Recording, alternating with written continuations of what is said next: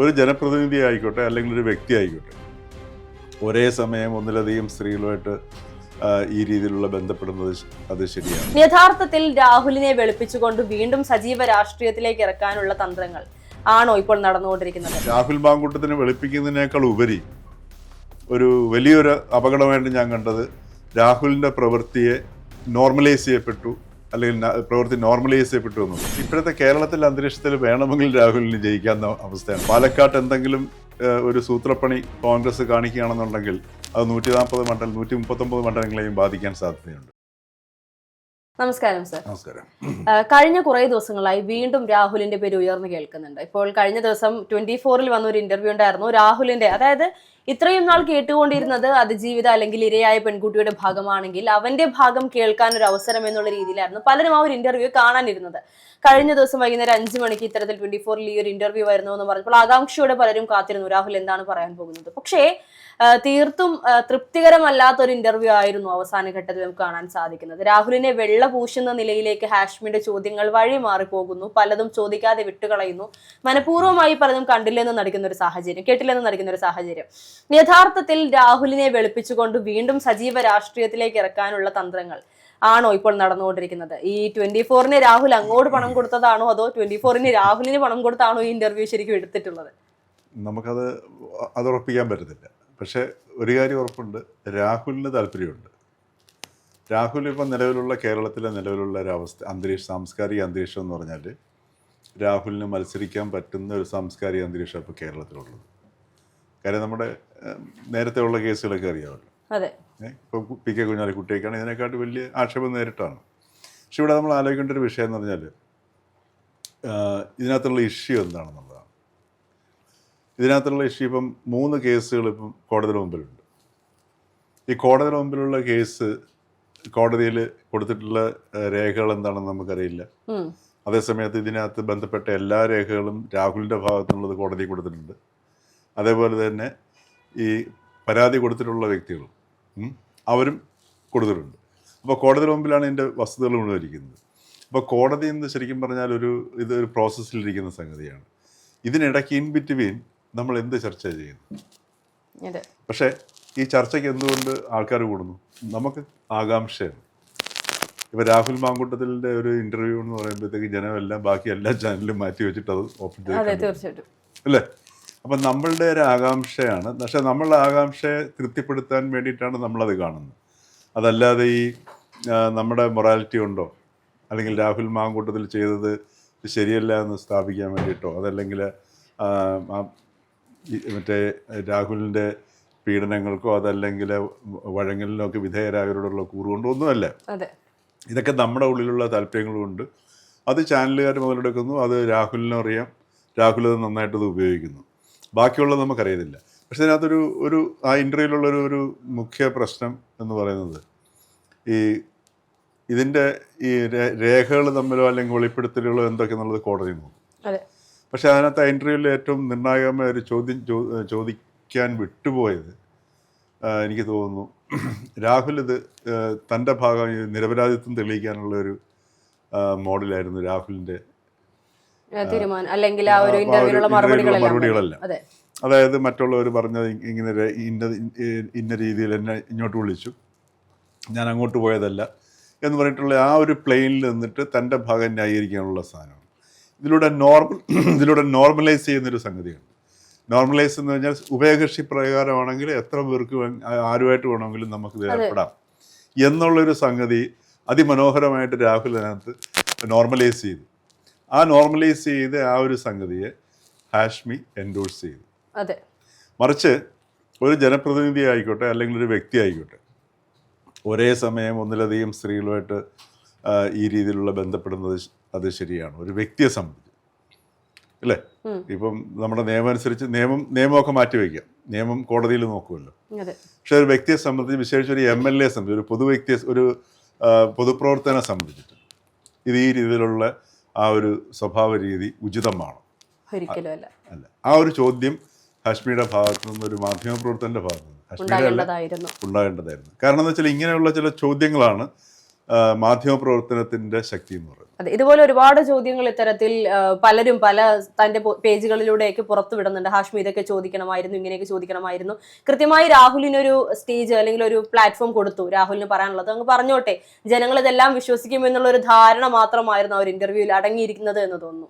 അല്ല, ഇതിനകത്ത് രാഹുൽ വ്യക്തമായ ഉദ്ദേശത്തോടുകൂടിയാണ്. കാരണം ആ ചെറുപ്പക്കാരനെ സംബന്ധിച്ചിട്ട് അയാൾ ഒരു മനുഷ്യനാണല്ലോ, അത് നമ്മൾ അക്സെപ്റ്റ് ചെയ്യണം. അതെ, അയാൾ ഏതെങ്കിലും രീതിയിൽ അദ്ദേഹത്തിന് ഇതിനകത്ത് നിന്ന് കരകയറുക എന്നുള്ളത് ആ വ്യക്തിയുടെ ഒരു മനുഷ്യസഹജമായ ഒരു സ്വഭാവമാണ്, അദ്ദേഹത്തിൻ്റെ ആവശ്യമാണ്.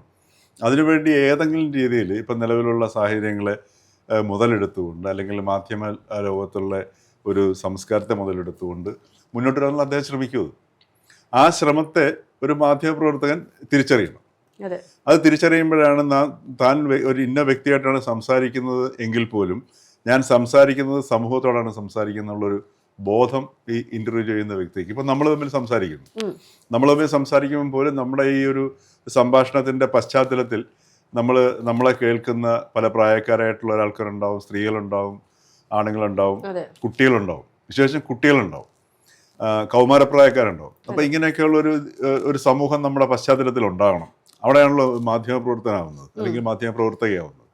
ആ ഒരു ജാഗ്രത ആ ഒരു ഇന്റർവ്യൂവിൽ നമുക്ക് കാണാൻ പറ്റില്ല. മാത്രമല്ല, ഇത് രാഹുൽ ആവർത്തിച്ച് പറയുന്നുണ്ട്, ഇതെൻ്റെ ഭാഗത്തിന് തെറ്റില്ല, ഞാൻ നിരപരാധിയാണ്, എന്നോട് ഇങ്ങോട്ട് വന്നപ്പോൾ ഒരു സ്ത്രീ വന്നിട്ട് ഒരു പൊതുപ്രവർത്തനാണ്, ഒരു സ്ത്രീ നേരെ കയറി ഒന്ന് ഇൻവൈറ്റ് ചെയ്ത് കഴിഞ്ഞാൽ പോകാൻ വേണ്ടിയുള്ളൂ. ഇത് ആണുങ്ങൾ കൂടി നാണക്കേടല്ലേ? അതെ, തീർച്ചയായും അല്ലേ? ഒരു ഉഭയകക്ഷി എനിക്ക് സമ്മതമാണെന്നൊരു സ്ത്രീ വന്നു കഴിഞ്ഞാൽ നേരെ റെഡി എന്ന് പറയുന്ന അത് ഒരു ശരിക്കും പറഞ്ഞാൽ അത് രാഹുലിനെ സംബന്ധിച്ച് നോക്കുകയാണെങ്കിൽ അദ്ദേഹം ഇതൊന്നും നിഷേധിച്ചിട്ടില്ല. ഈ കോടതിയിൽ കൊടുത്തിട്ടുള്ളത് ഉഭയകക്ഷി സമ്മതപ്രകാരമാണ് കൊടുത്തിരിക്കുന്നത്. അപ്പൊ അവിടെയായിരുന്നു ഈ ഒരു മാധ്യമപ്രവർത്തകൻ അല്ലെങ്കിൽ ഒരു മാധ്യമത്തിലുള്ള ഒരു ഇന്റർവ്യൂവിൽ ഏറ്റവും ശ്രദ്ധിക്കേണ്ടിരുന്ന ഒരു കോർ പോയിന്റ് അതായിരുന്നു. അത് ശ്രദ്ധിക്കാതെ പോയി.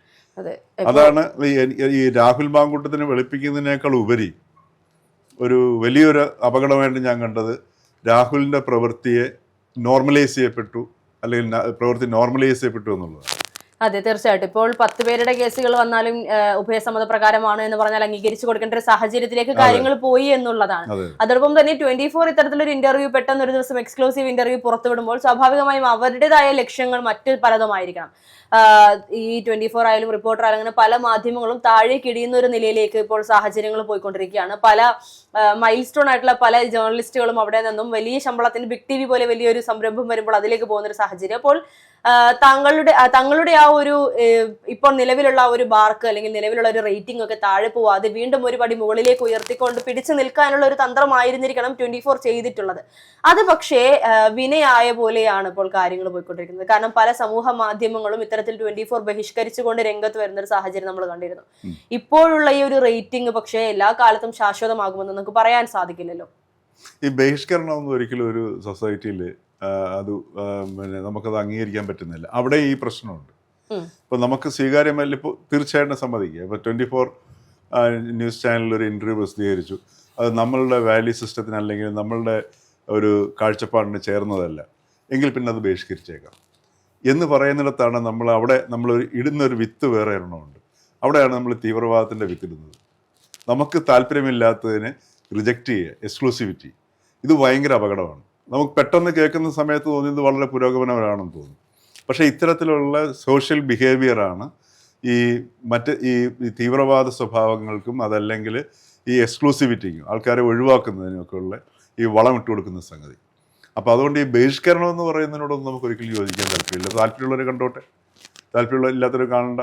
ഇപ്പം ഉദാഹരണത്തിന് തന്നെ ഈ 24ന്റെ ഇന്റർവ്യൂ ഈ ആകാംക്ഷ ഇല്ലാത്തവർ, ഇപ്പം ടു ബി ഫ്രാങ്ക് ഞാനത് കാത്തിരുന്ന് കണ്ടില്ല. കാരണം ഇതിനകത്ത് വീണ്ടും ഇതിൻ്റെ ഉള്ളിലേക്ക് പോയി കഴിഞ്ഞാൽ എന്താ സംഗതി? ആണും പെൺ ബന്ധത്തിൻ്റെ സംഗതിയേ ഉള്ളൂ. അതിനകത്തുള്ള കുറേ ഡൈനാമിക്സ്, അതിനകത്തുള്ള അറിയാത്ത കുറേ സാധനങ്ങൾ, ഒരു ക്യൂരിയോസിറ്റി, ഇതിനപ്പുറമൊന്നും ഇല്ല സാധനത്ത്. ഇത് നമ്മൾ മനസ്സിലാക്കുകയാണെന്നുണ്ടെങ്കിൽ ശരിക്കും പറഞ്ഞാൽ ഈ ക്യൂരിയോസിറ്റിയൊക്കെ അവിടെയാണ് നമുക്ക് സ്വയം ഇതിലൂടെ ഒരു ഫ്രീഡം ഉണ്ടാവുക. അപ്പോൾ അത് താല്പര്യമുള്ളതനുസരിച്ച് കണ്ടോട്ടെ, അതല്ലേ ഒരു ഡെമോക്രാറ്റിക് സൊസൈറ്റിയുടെ സ്വഭാവം.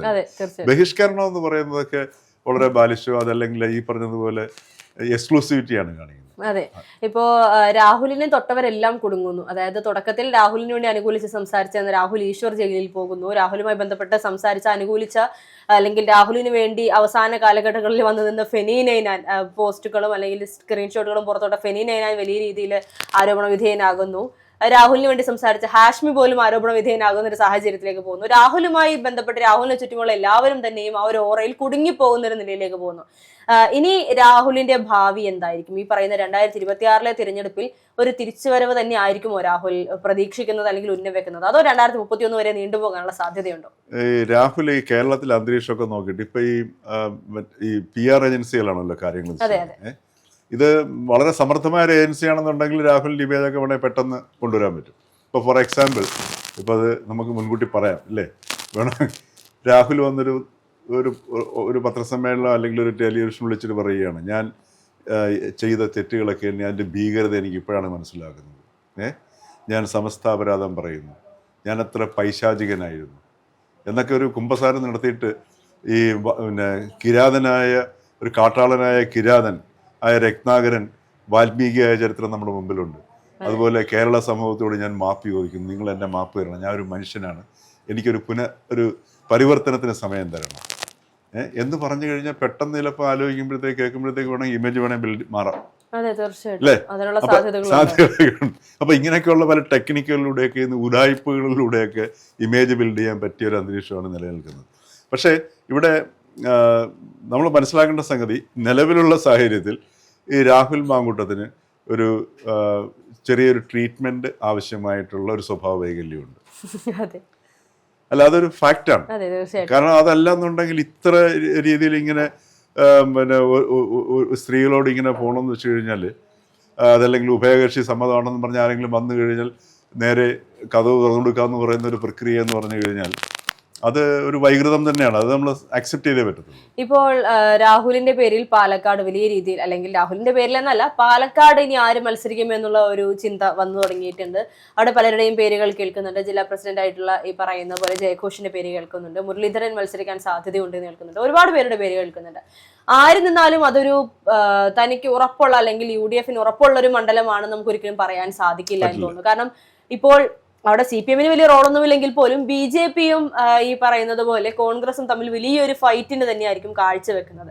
അങ്ങനെയെങ്കിൽ രാഹുൽ തന്നെ, ഒരുപക്ഷെ രാഹുലാണ് അവിടെ മത്സരിക്കുന്നതെങ്കിൽ ഒരുപക്ഷെ വിജയിക്കാനുള്ള സാധ്യതകൾ കൂടുതലും തന്നെയാണ് അല്ലേ? അത് ഞാൻ പറയില്ല, ഇപ്പോഴത്തെ കേരളത്തിലെ അന്തരീക്ഷത്തിൽ വേണമെങ്കിൽ രാഹുലിന് ജയിക്കാവുന്ന അവസ്ഥയാണ്. കാര്യം നമ്മളുടെ ഒരു അവസ്ഥ അങ്ങനെയാണ്. ഉദാഹരണത്തിന് ഈ സോഷ്യൽ മീഡിയയിൽ രാഹുലിനുള്ള പിന്തുണയായിട്ട് വരുന്ന പോസ്റ്റുകൾ കാണാറില്ലേ? അതെ, തീർച്ചയായും ഒരു വീരപരിവേഷത്തിലേക്ക് വരുന്നുണ്ട്. ചില സ്ത്രീകൾ വരുന്നുണ്ട്. സ്ത്രീകൾ ഈ പറഞ്ഞതുപോലെ രാഹുലിനെ അനുകൂലിച്ച് സംസാരിക്കുന്നുണ്ട്. അപ്പോൾ ഇതൊക്കെ നമ്മളുടെ ഈ സൊസൈറ്റിയിൽ വരുന്ന മാറ്റങ്ങളാണ്. ഈ മാറ്റങ്ങളുടെ പശ്ചാത്തലത്തിൽ ഒരുപക്ഷെ നാളെ അവിടെ കോൺഗ്രസ് തയ്യാറാവുമെന്ന് തോന്നുന്നില്ല. കാര്യം പാലക്കാട്ട് എന്തെങ്കിലും ഒരു സൂത്രപ്പണി കോൺഗ്രസ് കാണിക്കുകയാണെന്നുണ്ടെങ്കിൽ അത് 140 മണ്ഡലം 139 മണ്ഡലങ്ങളെയും ബാധിക്കാൻ സാധ്യതയുണ്ട്. അപ്പോൾ അതുകൊണ്ട് എനിക്ക് തോന്നുന്നില്ല അത്തരത്തിൽ ആത്മഹത്യാപരമായ ഒരു പരിപാടി, ഒരു പ്രക്രിയയിലേക്ക് കോൺഗ്രസ് പാലക്കാട് നീങ്ങുമെന്ന് അറിയില്ല. ഇപ്പോൾ ഈ പറയുന്ന 139 മണ്ഡലങ്ങളും കോൺസെൻട്രേറ്റ് ചെയ്ത് പാലക്കാട് തോൽവി പ്രതീക്ഷിച്ചുകൊണ്ട് തന്നെയായിരിക്കും കോൺഗ്രസ് മുന്നോട്ട് പോകുന്നത്. പാലക്കാട് അവർ ഒരുപക്ഷെ നല്ലൊരു കാൻഡിഡേറ്റിനെ ഇറക്കിയേക്കാം. അവിടെ ശക്തനായ ഒരു കാൻഡിഡേറ്റിനെ കോൺഗ്രസ് ഇറക്കുകയും അത് തിരിച്ചു പിടിക്കാനുള്ള ഒരു ശ്രമം, അല്ലെങ്കിൽ നിലനിർത്താനുള്ള ശ്രമം നടത്തുകയൊക്കെ ചെയ്യും. പക്ഷെ അവിടെ ഈ രാഹുലിനെ വെച്ചുകൊണ്ടിനി ഒരു പരീക്ഷണത്തിന് കോൺഗ്രസ് തയ്യാറാകാൻ സാധ്യത കുറവാണ്. ചിലപ്പോൾ ഇനി നാളെ രാഹുൽ സ്വതന്ത്രനായിട്ടുള്ള മത്സരിക്കാനും നമുക്ക് പറയാൻ പറ്റത്തില്ല. ഇപ്പൊ രാഹുൽ ഇപ്പൊ പാർട്ടിയില്ലല്ലോ. അപ്പൊ നാളെ ഒരു സ്വതന്ത്രനായിട്ടുള്ള മത്സരിക്കുകയാണെന്നുണ്ടെങ്കിൽ രംഗം മാറും അല്ലേ? അപ്പൊ അങ്ങനെയൊക്കെയുള്ള നാടകങ്ങളൊക്കെ പ്രതീക്ഷിക്കാം. അപ്പൊ അതിനുള്ള തയ്യാറെടുപ്പുകൾ ഒരുപക്ഷെ രാഹുൽ വിട്ടുകൊടുക്കുന്ന വ്യക്തിയല്ല. അയാളുടെ ആന്തരികമായ അവസ്ഥ എന്ന് പറഞ്ഞാൽ വളരെ കലുഷിതമാണ്, ഒരു സംശയം വേണ്ട കാര്യത്തിൽ. ഇത്രയും ഒരുപക്ഷെ ഇന്ന് കേരളത്തിൽ ഏറ്റവും കൂടുതൽ ആന്തരിക സംഘടന അനുഭവിക്കുന്ന ഒരു വ്യക്തി, എനിക്ക് തോന്നുന്നു CJ റോയിയേക്കാൾ കൂടുതൽ ആന്തരിക സംഘടനമായിരിക്കും രാഹുൽ. പക്ഷെ രാഹുൽ എപ്പോഴും ചിരിച്ച മുഖവുമായിട്ടാണ് വരുന്നത്. രാഹുലിന്റെ ചിരിയും രാഹുലിന്റെ യഥാർത്ഥ അവസ്ഥയും തമ്മിൽ ഒരിക്കലും ബന്ധമില്ല. ഈ സംഭവങ്ങൾക്ക് ശേഷം നോക്കിയാൽ മതി. അതുവരെ ഈ സംഭവങ്ങൾക്ക് ശേഷം രാഹുലിന്റെ ചിരിയായിരുന്നു അല്ലെങ്കിൽ രാഹുലിന്റെ അപ്പിയറൻസും സംഭാഷണമായിരുന്നു ലോകം മുഴുവൻ കണക്കിലെടുത്തിരുന്നത്, അതെ അല്ലേ? അപ്പോൾ ആ ഒരു യാഥാർത്ഥ്യം അവിടെ നിൽക്കുന്നുണ്ട്. അപ്പോൾ അതുകൊണ്ട് അയാൾ എന്ത് വേണമെങ്കിലും ചെയ്യും. പക്ഷേ അയാൾ വിട്ടുകൊടുക്കുന്ന സ്വഭാവക്കാരനുമല്ല. മാത്രമല്ല അയാളുടെ നല്ല ബുദ്ധിശക്തിയുള്ള വ്യക്തിയാണ്, പക്ഷെ സ്വഭാവ വൈകല്യം ഉണ്ട് എന്നുള്ളത് കൊണ്ടാണ് ഈ പ്രശ്നം. അതുകൊണ്ടാണല്ലോ പ്രശ്നം, അതെ അല്ലേ? ഉദാഹരണത്തിന് രാവണൻ ആൾ മോശക്കാരനല്ലല്ലോ.